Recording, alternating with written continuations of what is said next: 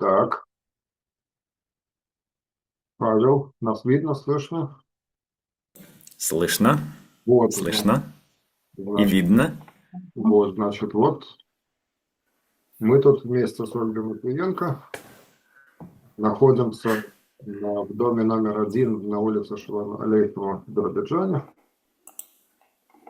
и оттуда вещаем. Поэтому сегодня будет не совсем занятие, а, в общем, демонстрация разных интересных книг и рассказ о них. Немножко подождем, кто-нибудь еще подойдет или нет. Ну, если нет, то... Я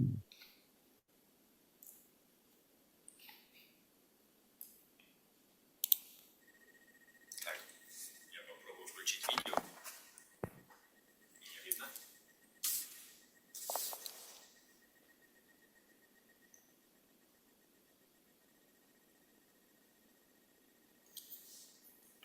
Вот, значит, за окном тут, конечно, не видно, наверное, ничего.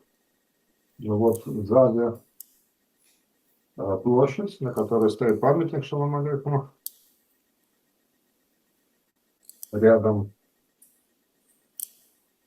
значит, с той стороны, если пойти, там синагога, в которой много идиша. А,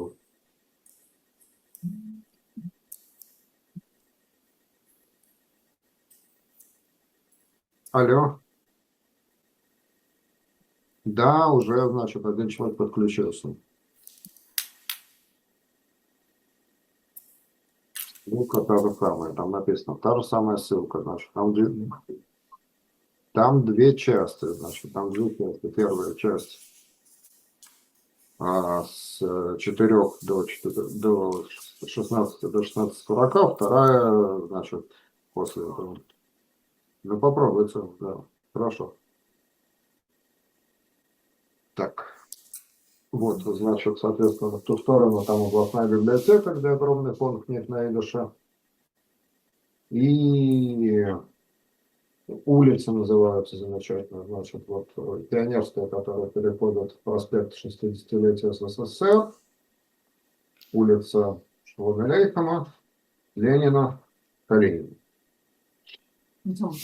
Комсомольская. На Комсомольская рядом здесь есть. За нами улица Пушкина, чтобы не обижать, чтобы Пушкина. Шолом Алейхем пересекается перпендикулярно с Пушкиным. Ну, в общем, тут все спланировано очень классно.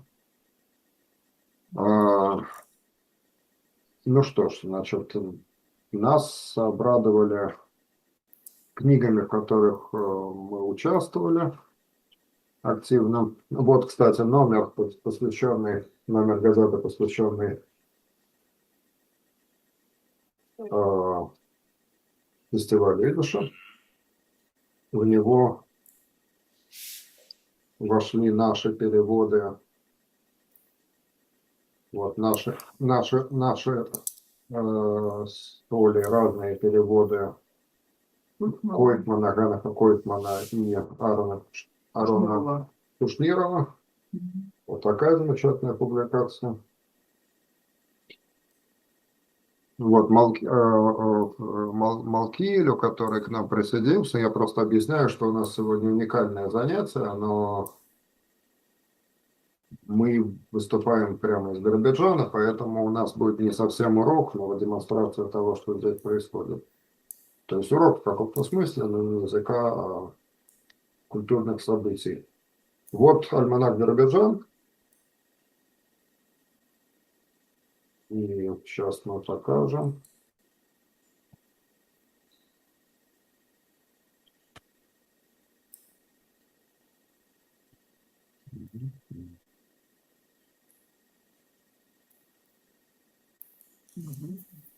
А это мой фантастический рассказ. Билингвой по-русски на идыше. Калаш мой. Так, камера пойдет. В интересном месте. Так, сейчас.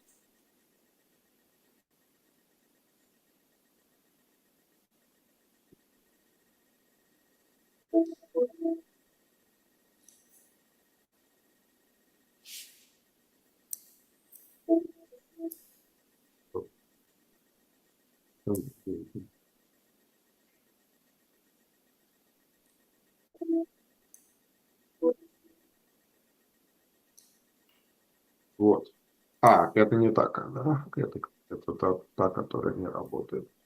Вот это фигня. Встроенная, да? Встроенная дает ужасное изображение. Ломано. Я просто лень туда впариваюсь. Другую камеру.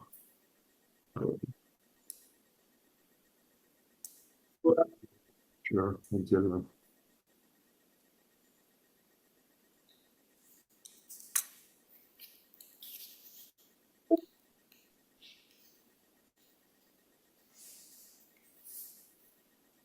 Вот.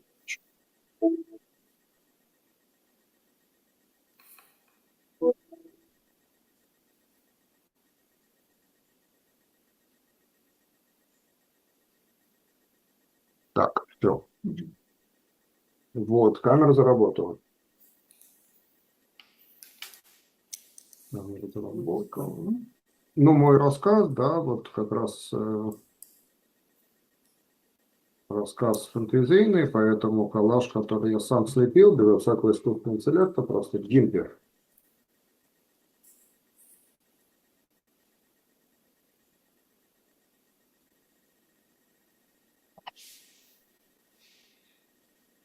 Значит, еще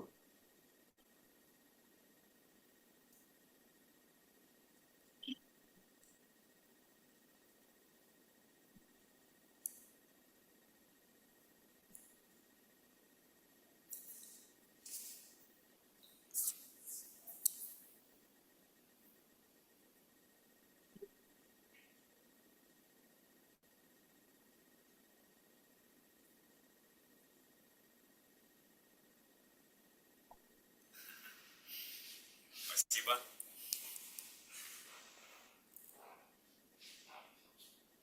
экземпляр, конечно, вышлем. Спасибо. Вот, так что вот такой вот очень замечательный номер, посвященный юбилею Победы в 80-летие, поэтому материалы в основном на эту тему, преимущественно, но не только, но на 90%. Вот, и при этом еще вышла такая вот прекрасная вещь. Это мой перевод юбилейного номера Совета Геймланд за апрель 1974 года, посвященный 40-летию ЕО. То есть вот 200 страниц разных историй про Биробиджан, Ельцинскую автономную область. Не все там мой перевод, два больших куска это уже были переведены в советское время самими авторами. Ну вот, в общем, эта книжка такая монументальная. Теперь, наконец-то, русскоязычные читатели, она выставлена на сайте «Наследие ЕО». И, наконец-то, русскоязычные читатели смогут представить себе и понять, вообще, что такое, что собой представлял Советский Союз. Потому что есть такой стереотип, что раз так назывался журнал, ну, наверное, это типа блокнот агитатора только на идише, ничего подобного. Очень разнообразный, и рассказы, и стихи, и интересные очерки, и, в общем, всякое разное, и прекрасные иллюстрации, и художественная часть. То есть вот это вот, в общем, перевод сделан более или менее в таком же формате и по размеру, и по форме, как оригинал. То есть вот такой вот ремейк, современный ремейк исторического номера Советский Союз по-русски. Так что меня вот порадовали, вручили эту вещь. Так что, значит, вот еще второе издание книги вышло. Продолжит петь его строка. Сборник билингва стихов 23 поэтов, которые погибли на фронте в 40, там кто-то в 41-м, по-моему, один или два дожили довоевали до 43-го, 23 поэта с прекрасными иллюстрациями Владислава Цапа, художника. Вот, это второе вот издание, тоже вот мне выдали. Оно вышло в Биробиджане, так что вот мы видим, что язык тут э, живет в том плане, что, в общем, в самом Биробиджане встречаются люди, которые говорят на идише. Я не далее, как вчера, там пару человек в синагоге встретил, которые нам говорят. Но самое главное, что, в общем, это центр, культурный центр, действительно задуманный как столица идиша, он в чем-то и действует как столица идиша. То есть книги публикуются, альманах выходит, газета выходит. Сегодня у нас на открытии фестиваля была,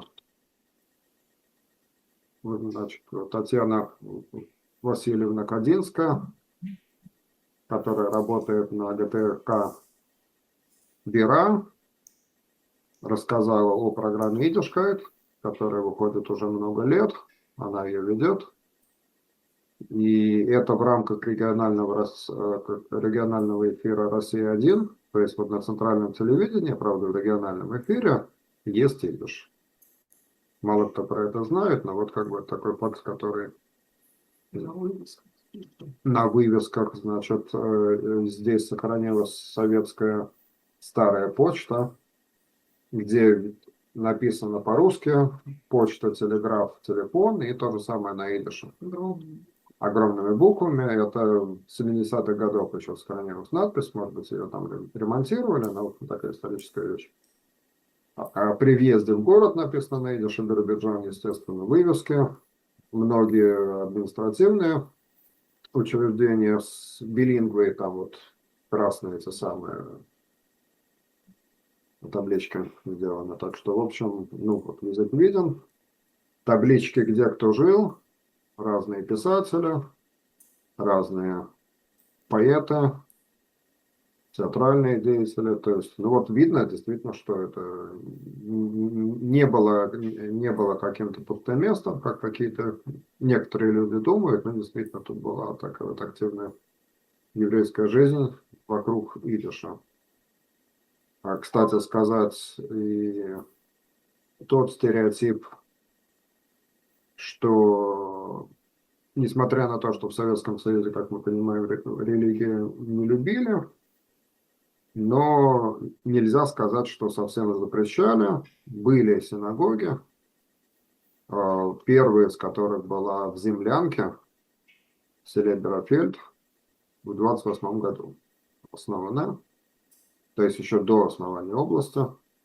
Такое тоже было, то есть, в общем, люди, которые хотели быть верующими, могли быть, хотя, конечно, с большими проблемами. Все-таки, как мы знаем, Советский Союз был жестко антиклерикальным государством. Ну, в общем, было всякое здесь. И история еврейской автономной области заслуживает дальнейшего исследования, потому что вот как раз нам рассказывала Лена Сорошевская об архивах. Тут есть огромные архивы, радиоархивы, документы, то есть непочатый край, в общем, масса материалов на идише, которые требуют переводчиков, исследователей, ждут, в общем, своего часа, чтобы их тоже перевели, и люди об этом узнали. Вот, значит, что еще мы можем показать? Скажи.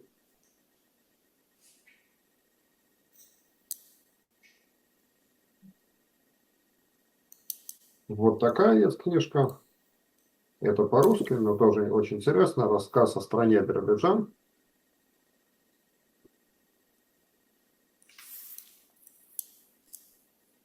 Выпущенная здесь. Вот такая вот маленький такой путеводитель, маленький, но симпатичный. Еврейская автономная область берегам Амура, Биры и Биджана. Да? Так она открывается там. Да, это большой расклад, там много интересного. История области в именах. Мы, кстати, ходили, гуляли по аллее героев, героев Советского Союза. Значит, там видно, вот, что действительно это был интернациональный проект. Там много еврейских имен, и русских, конечно, и есть тунгусские, встречаются среди них и какие-то другие. То есть, ну, в общем, завтра, наверное, если будет время, мы сходим к памятнику Иосифу Бумагину, герою Советского Союза, который лег на амбразуру и этим спас солдат, но лег на фашистскую амбразуру, погиб и стал героем. Тут есть недалеко от нас, вот в ту сторону, в ту сторону. Километров 2 есть ему памятник, там танк стоит еще. То есть, ну, в общем, тут много всего интересного, что стоит увидеть. Бессмертный взвод, это вот тоже бессмертный взвод, это о героях, как бы областных и героев области. Книга Николая Бородулина, который ведет уроки идиша от Арбитеринг, рабочего кружка так называемого, в Нью-Йорке. Вот его учебничек опубликован был, однако, здесь. То есть и американцы здесь тоже печатают свои книги. Хотя сам Бородулин родился, вообще говоря, в Азербайджане. Личности в истории еврейской автономной области. Вот такая симпатичная книжка. Хорошо, красиво оформлена. Да, мелованная бумага, шикарная такая печать. Вот, так что, в общем, ну, можно Березовского посмотреть. Да. Это в Москве вышло, это как бы с Бердыджаном связано косвенно.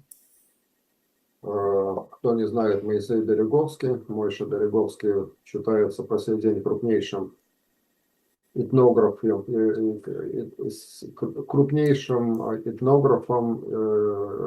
исследовавшим еврейскую народную песню, живым в Советском Союзе. Книга, вот эта вот, которую мы опубликовали в Москве, это издательство «Музыка» в 2025 году, основана на ранее не опубликованной рукописи Береговского, написанной в 1946 году. Это билингва, значит, идиш перенабран. Там есть отрывки на старинном, вот то, что я вам на прошлых занятиях показывал, видно или нет, отрывки на старинном идише, вот таким шрифтом. Это я сделал специальный шрифт, который можно скачать в GitHub и себе поставить. Так что, в общем, вот такая замечательная иллюстрация. Это сборник Айзека Валиха. Я вам показывал эту картинку уже в занятиях. Она тут иллюстрация. Это старейший сборник еврейских народных песен 17 века, 16 века, 17 века. Такими птичками. Так что, в общем, вот еще такая книжка. Это стихи Исроэля Меота «Сибирь». Сборник, значит, ну, потому что он подвергся репрессиям, сидел. Потом писал, в общем, о лагерной жизни стихи. Перевод, но это на самом деле не перевод, так скорее подстрочник, немножко причесанный, но тем не менее, вот есть такая книжка, и тоже изданная Бердыджаном. Так что, в общем, тут делаются очень интересные проекты.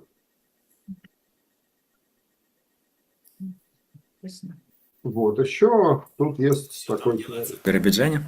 М? Это все в Биробиджане делается и издается? Ну, все в Биробиджане. Вот этот автор Александр Драбкин. Александр Драбкин, это его собственный рисунок, как бы автопортрет. Он бывший советский следователь, милиционер, полковник милиции.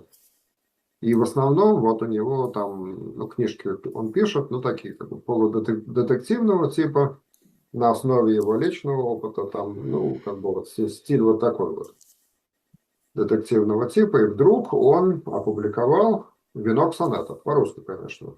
Идиш он знает, ну, так, «Венок сонетов» в виде открыток, посвященных разным людям, жившим в Биробиджане. То есть вот так вот открывается на одной стороне стихотворение, сонет, на другой, значит, какая-то картина, связанная с историей области и города. Сам все рисовал. То есть вот казалось бы, вот я о нем знал, что я о нем знал, что вот он был такой вот следователь, который много убийств раскрыл, там вот такой вот, оказывается, он еще и поэт и художник. Так что тут вот такие интересные люди живут. Еврейская жизнь тут, в общем, есть. Она не нулевая, она, в общем, видна. Это детские рисунки, открыточки, значит, с детскими рисунками видов Биробиджана, вокзал.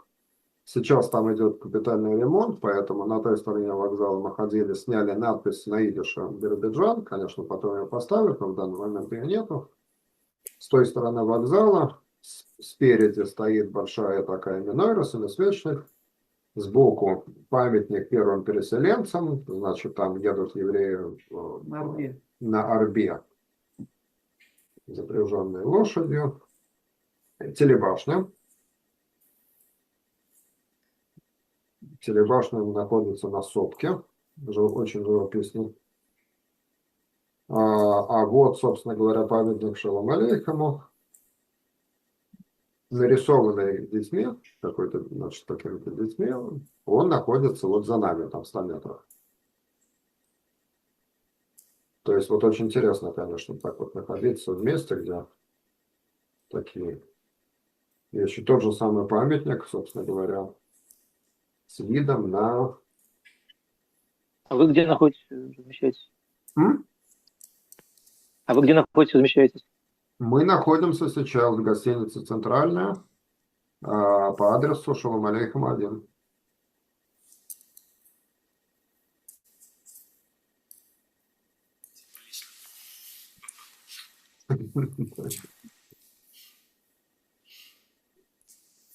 Вот, так что, значит, что еще мы хотим, можем вам показать. Потом, конечно, мы еще что-нибудь почитаем, чтобы это было все-таки занятие. Портреты людей, тут вообще очень много, очень распространена среди биробиджанцев, действительно, вот любовь к своему городу. Краеведение, такое народное краеведение. То есть вот любой человек рассказывает какие-то интересные истории о том, что вот в этом доме такое-то было там когда-то, а вот в этом доме вот говорили на идише, а вот в этом доме, он помнит, там играла пластинка на идише, а вот там вот ниже этажом на качелях когда-то качали дети, которые тоже говорили на идише, 50 лет назад. Вот. Так что вот, конечно, очень интересно смотреть эти детские открытки. Вот вокзал, который я показал, значит, это то место, куда приезжали первые переселенцы еврейские, начиная с 28 года. Он вот тут рядом с нами в 5 минутах. Топка, которая за нами, ну там дальше километрах 3. Памятник Шолому Алейхему я уже показывал, тут вот прямо за нами. Вот еще одна картинка детская, тоже кем-то сделана, того же памятника.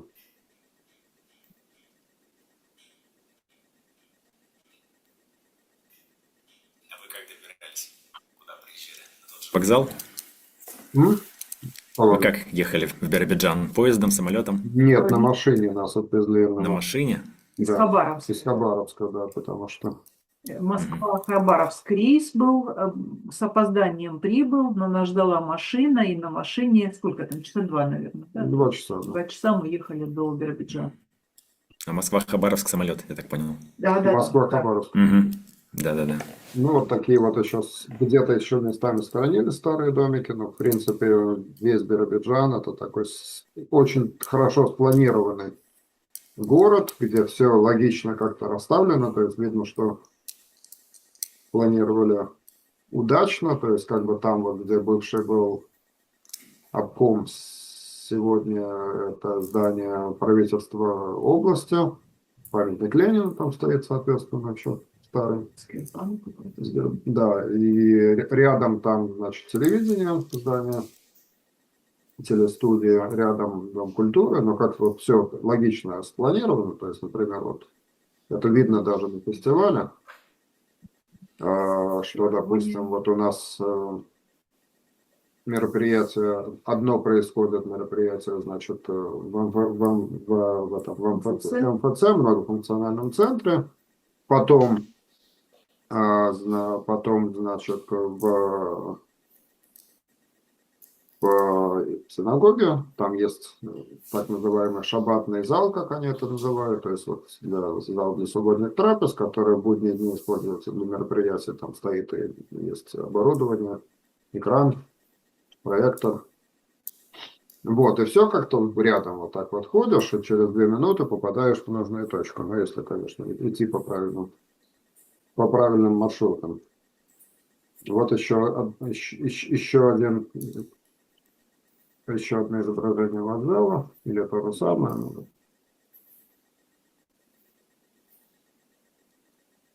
Вот. Тут открыточки выпускали к 95-летию газеты Биробиджана «Штерн». Серия открыток с авторами газеты. Например, вот такая открыточка. Предыдущего редактора до Лены Сарашевской, Леонида Школьника, я знал. Он знал его в Америке, когда я жил, и работал в Forwards. Он работал главным редактором русского Forwards. Была такая попытка создать как бы отдельную газету параллельно с английской Forward и еврейской Forwards. Вот он, бывший главред Биробиджана Штерна, который тут в 80-е годы был. Вот я его хорошо знал лично.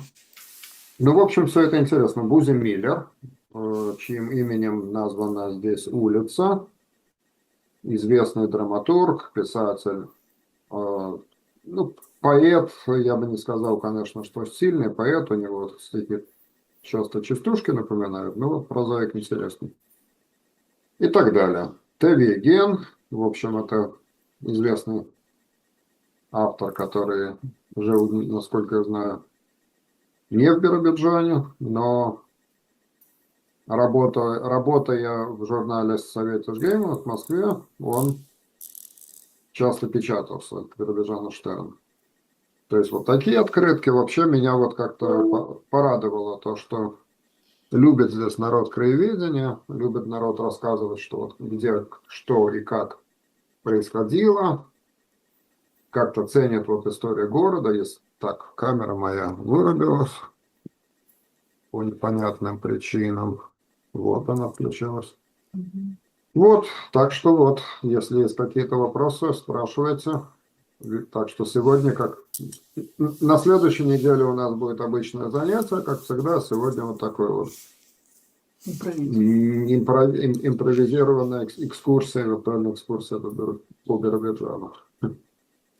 Тут уже полночь. Настанет у вас через 10 минут.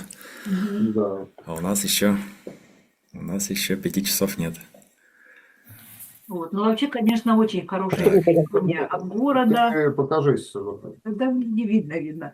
Очень хорошее впечатление от города, потому что климат, во-первых, комфортный. У них зима вот такая классическая, какая у нас была в советские времена в средней полосе. То есть небольшой морозец, солнышко, видно высокое давление, потому что мои сосуды сразу благодарно откликаются. Вот, хрустит снежок под ногами. Ну, вот такая вот настоящая сухая зима, комфортная. сырости не чувствуется совсем, хотя вроде бы и Амур близко, и океан. Вот. Люди очень доброжелательные. Вот сколько мы там останавливались с вопросом, как пройти туда, туда, туда, сразу тормозят, улыбаются, комментируют, помогают.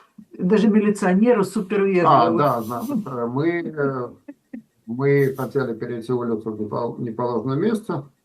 Едет, не заметили, что едет полицейская машина, значит, вместо того, чтобы там на нас как-то наорать, говорят, как они сказали, Да, милейший переход. Вот милейший да, переход, вот переход так. в другом месте. В общем, какая-то вот такая фраза прозвучала, и ироничная, и уважительная. Так что вот самое лучшее впечатление о городе и жителях. И было интересно. У нас, по-моему, сегодня аншлаг был в шаббатном зале, когда выступали. Народа было много. Вот, и, ну, еще интервью успели дать, так что я думаю, мы выложим потом по возвращении. Да, вот эти ролики ж выйдут. Да, конечно, в общем, Можно будет. И какие-то будут ролики на центральном телевидении. Да. Вряд ли, конечно, на центральном совсем, но в региональном эфире. Да. Выбирать точно выложится. Потому да? что были ребята с микрофонами «Россия-1», ходили, спрашивали. Вот, так что вот очень интересно. Видит. Мгм. Какие-то вопросы есть еще? Где тут что? А что в программе фестиваля, что фестиваль проходит, вот как бы, что в рамках фестиваля, какие мероприятия? Ну, значит, вот мы выступаем с лекциями. Мы тут вот почетные гости, как бы приехавшие из Петербурга и Донецка. Ольга из Донецка, я из Петербурга. Сегодня была лекция, посвященная вот этому вот переводу номера Советус Геймланд и вообще о истории этого журнала. Я рассказал о том, что занимаюсь безо всякой связи с Биробиджаном. Но вот так вот сложилось. В общем, события как-то складываются таинственным образом синхронно. Когда я начал этот перевод, как раз в Москве, я делаю сайт такой, значит, yiddishculture.com, четырехязычный, кстати сказать. Там идиш, английский, русский, иврит. По возможности все материалы я перевожу сразу на 4 языка. Там есть кнопка, можно переключать язык. Вот, так мне тогда предложили заняться оцифровкой Советиш Геймланд всех номеров. И на данный момент мы уже выставили где-то 75%. Я думаю, что где-то к лету все номера, какие-то могут, конечно, в Москве, в РНБ, там и в издательстве «Книжники». И там вроде как есть полный набор всех номеров, но если какого-то не найдется, может быть, вот там какого-то одного или двух не будет, но, в общем, на данный момент, если кому интересно почитать старые номера, сайт Yiddish, значит, дефис culture.com, я потом дам ссылку в телеге. Там есть, вот, уже можно читать большинство номеров. Вот я про это рассказал. Оля рассказала про свои переводы биробиджанских поэтов на русский. Заодно о том, как вот природа Донбасса отличается от природы Биробиджана, по ее первым И впечатлениям. похоже одновременно. И одновременно Да, похоже. потому что сопки иногда прям точь-в-точь наши терриконы. Бывают прям правильные такой треугольной формы. Вот. А если еще и курятся, так вот у нас тоже есть такие не терриконы, где еще продолжается внутри горение пород, правда, сейчас их все меньше и меньше. Так что вот полное сходство рельефа. Вот, а завтра я буду выступать о моих переводах Самуила Галкина и об истории, как мне досталась эта работа, а досталась она мне, потому что Нижегородский театр оперы и балета прошлым летом попросил меня, значит, помочь проконсультировать с исполнением цикла песен Мечислава Вайнберга, известного советского композитора, на стихи Самуила Галкина, который в оригинале на идише. И девочка-сопрано Наста Дживас ко мне обратилась, сказала, что какие-то странные ей прислали русские тексты. И вообще они там думали, что оригинал на идише не сохранился. Я вот достаточно быстро выяснил, что сохранился, а переводы русские оказались не переводами, а черновыми почти что подстрочниками, которые не были предназначены вообще для исполнения. Соответственно, я перевел по-человечески. К дню смерти, годовщине смерти как раз 65-й Галкина 21 сентября в Москве мы провели презентацию одновременно вот этой книги фронтовиков и моих переводов стихов, рассказали о том и о другом, то есть как бы это тоже юбилей победы было. Но вот об этом расскажу. Вот, а Оля расскажет о том, Лев Беринский. о стихах Льва Беринского, который был значительную часть своей жизни дончанином, жил в Донецке. То есть, в общем, вот так. Будут разные интервью, будут разные, значит, мастер-классы тут проводятся, ну, такого уровня, что там кого-то учат буквы еврейские рисовать. Маленьких детей. Сейчас нашел в Дзене, да, такие мастер-классы. Вот. Да. Танцевальный мастер-класс вот есть. Тут много всего будет. Много всего будет, то есть мы участвуем только в части мероприятий. Вот, так что, в общем, песни в моих переводах, песни тут в этот раз я не слышал, в прошлый раз я слышал. Известные советские песни, которые там прекрасно далеко поют, здесь дети в моем переводе на идиш. Надежда Мыркомпа земной. Кому интересно, в Ютубе есть замечательный клип, где там девочка поет, и дрон, с дрона снимается Биробиджан, вот так вот набережно сверху, как бы видно. Ну, я этот ролик видел, но там, по-моему, они не допели текст. По-моему, третий куплет поется на русском. Они там немножко скомбинировали, да, русский с идишем. Я искал изо всех сил русский, этот самый, не русский, а искал изо всех сил текст на идише и не нашел. Он там просто Его нет. Он в Ютубе написан в первой версии, значит, есть два ролика. И в первой версии просто под самим видео там поставлен текст, я поставил этот текст. Я потом он есть, но он не весь. Он не весь. Есть, там, есть. же, Я дам потом ссылку, он весь. Да, есть. Если можно. И помимо этого он публиковал интересно. Биробиджана Штерн. Как молоды мы были, вот в моем переводе пели тоже в прошлый раз. Ну, в общем, тут много интересного происходит, и я считаю, что это имеет, в общем, глобальное значение, потому что нас тут, в общем, смотрят из разных стран. Сегодня меня как раз спрашивала Россия-1, а если в мире места, где сотни тысяч евреев до сих пор говорят на идише, то есть, ну, судя по вопросу, люди знали уже ответ. Я сказал, что, конечно, есть. Это Нью-Йорк, это Монреаль, Лондон. Там, где живут хасиды, сотни тысяч религиозных евреев, которые говорят на улицах на идише. Действительно, есть там, где жив в таких местах, километры вокруг говорят на идише. Но проблема в том, что высокая культура, и, как мы понимаем, в общем, как мы привыкли понимать, вот, литература, стихи, их не то, что не интересует, но многие считают, что не надо этим заниматься, это лишняя трата времени. Вот Биробиджан — это такой вот, в общем, магнит, официальный центр своего рода, который в чем-то ориентирует даже хасидов. Я сталкивался с примерами на хасидских, на сатмарских форумах в интернете, что вот там люди обсуждают: о, смотрите, вот в этом непонятном Биробиджане интересная вещь там кто-то на идише написал. Кто-то, это, наверное, был я. Вот.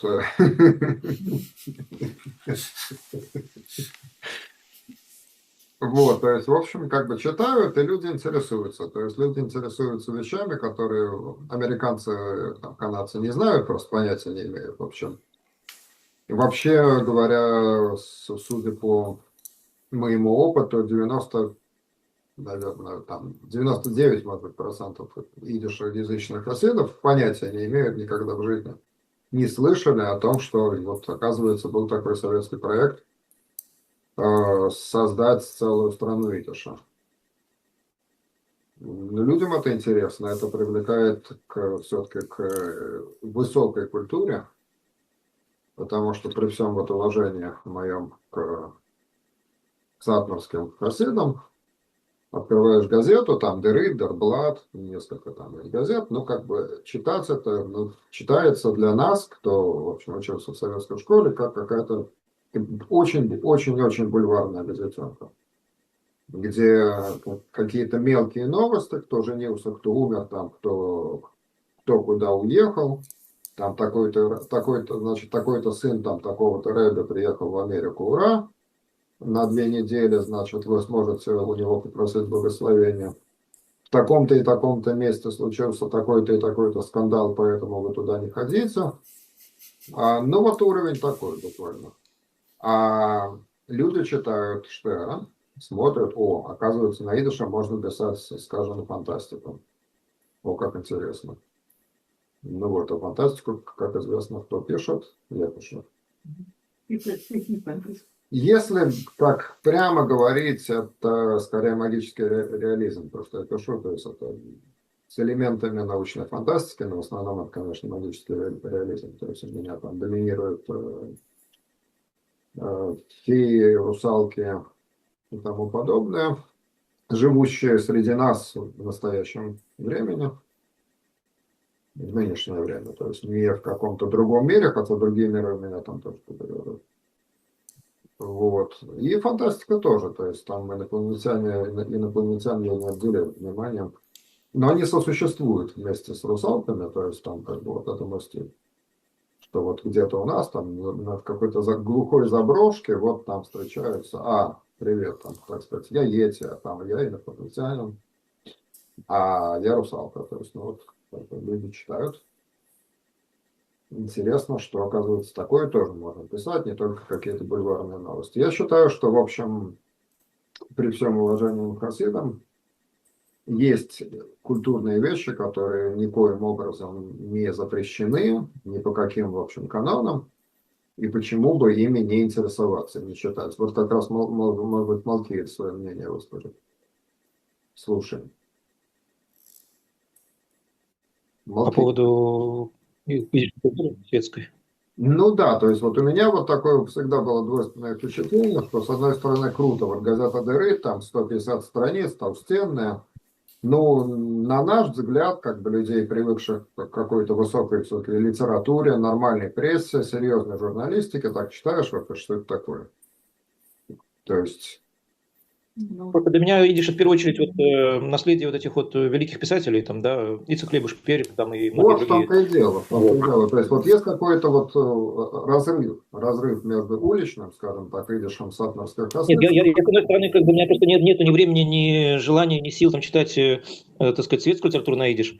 Вот. Мне бы успеть прочитать вот на идиш духовные произведения многочисленные, которые написаны. Вот. Потому что это величайшие наши учителя писали на идиш тоже, раввины. Вот. Это Всех само времен, да, собой, хасидское как бы. движение. Но в том-то и дело, что есть опять же, например, у Миттл Ребе, второго хаббатского Ребе, мистические сочинения, там глубокая философия, написанная на идише, серьезные Да. вещи. Значит, как бы это действительно интересно даже и для философа это интересно. Но в современных сатмарских газетах они огромные, там все на идише, но как бы читать нечего. То есть вот 150 страниц каких-то там реклам, там вот если вы хотите купить часы своему жениху, идите там на улицу такую-то и такую-то, они там продаются не за $200, а за 190, но вот на таком уровне.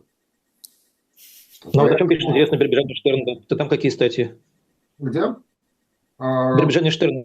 Культурные статьи, вот, например, вот номер, Есть статьи, конечно, всякие новостные, областные. Статья раввина Ефраима Колпака, он хабадник, «Мама Лошен», вот посвященная, в общем, идишу. Вот, пожалуйста. «Мама Лошен». Там все дублируется на русском и на идише, да, все статьи, или как? Не все, не все, значит, здесь все-таки большая часть по-русски, на идише как минимум 2 полосы, как правило, иногда до 5, то есть от 2 до 5 полос идиш. Из 16, от 16 до 20, иногда 16, иногда 20 полос, из которых в середине всегда есть идиш и материалы интересные. То есть это стихи, рассказы, какие-то нетривиальные исторические исследования, то есть, в общем, не какая-то вот бульварная ерунда. Цветные вставки не всегда, это они вот как раз фестивалю сделали. То есть не в каждом номере есть цветные вставки, но вот в этом есть. История, дружба, тема дружбы народов, то есть вот там якутские какие-то, вот как якуты чего-то там проводили вместе с ивенками, то есть вот эта вот тема, что Дальний Восток это край, где живут в мире и дружбе разные народы. Вот. Но вот это то, что мы уже показывали, наши переводы, разные переводы, 2 стихов, посвященных Биробиджану, на идиш, одних и тех же стихов, но стили разные. То есть, вот как мы уже обсуждали, у меня получаются какие-то такие вот очень мужские стихи, как вот, может быть, Примордиальный. примордиальные, Стиль вот, такой. да, вот примордиальные, как выражается Ольга, а Ольги, они такие вот более Литературно мягкие, облагороженные. литературно облагороженные, да. Вот. Ну что, вот новости, конечно, местные. То есть, в общем, газета культурная, написано все нормально, интересно. Есть что почитать. То есть, вот какой-нибудь такой, то, что типично для сатмовской газеты «Дерит», там чего-нибудь на 2 страницы история о том, как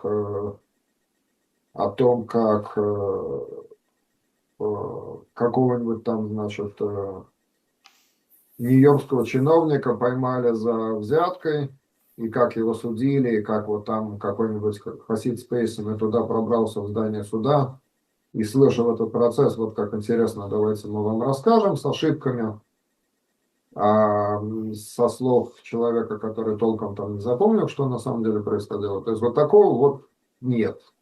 А меня раздражает то, что, к сожалению, в современной хасидской прессе, которой много, там она огромная, то есть сатмарские эти газеты в Нью-Йорке, они просто, когда я там жил, они из года в год разрастались.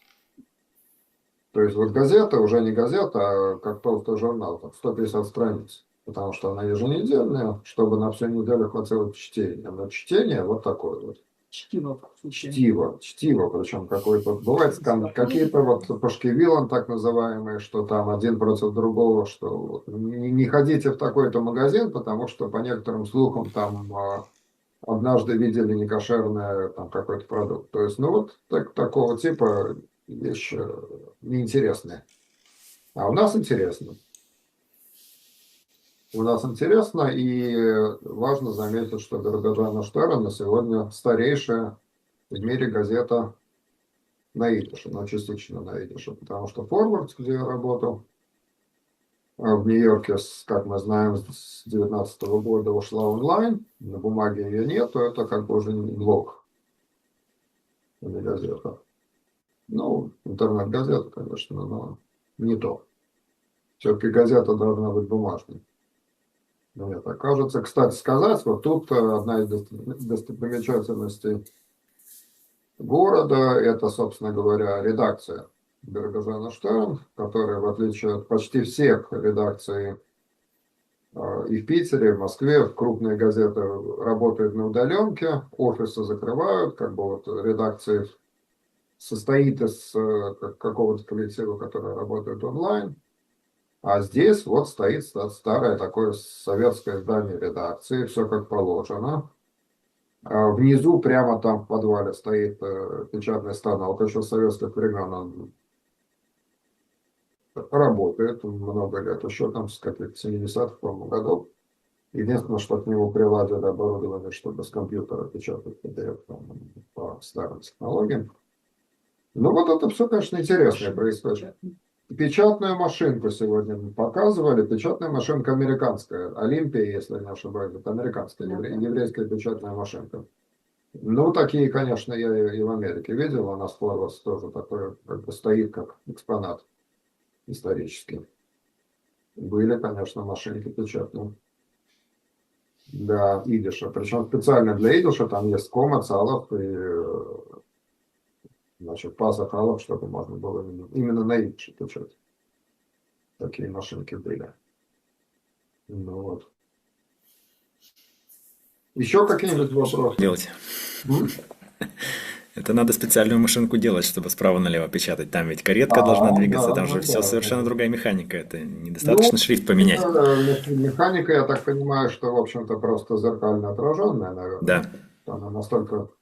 Были машинки двухязычные, вот это интересно, там более интересная механика. То есть ты переключаешь регистр и печатаешь по-английски. Справа налево, потом нажимаешь там какой-то переключаешь какой-то рычаг, и она тогда в обратную сторону начинает печатать. Вот там механика более сложная. Вот, ну давайте все-таки, чтобы у нас, если у нас время есть, что-нибудь почитаем чуть-чуть, чтобы это... Так, куда-то я опять... А, это не та. Опять не та. Так, стихотворение.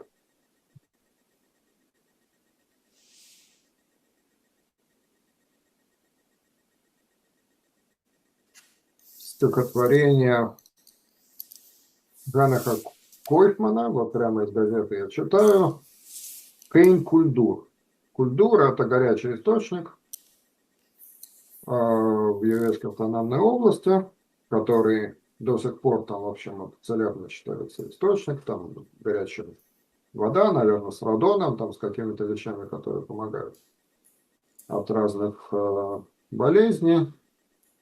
Вот, значит, Хеннер Койфман один как раз из тех, кто погиб на фронте в самом начале войны, по-моему, в 1941 году. Вот, очень талантливый был поэт, жил в Биробиджане. Вот, это такая вот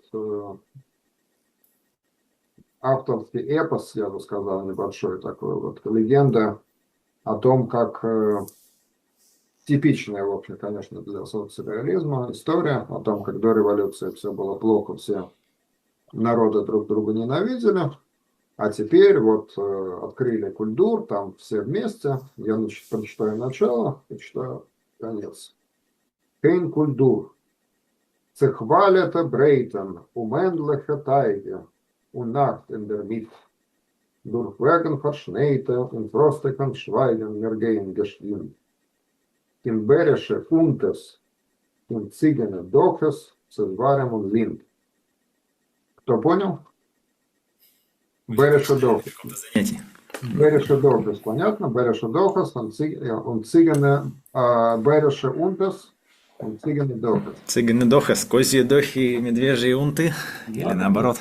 Да, Что-то. с Эдваром Анлен. Мгм.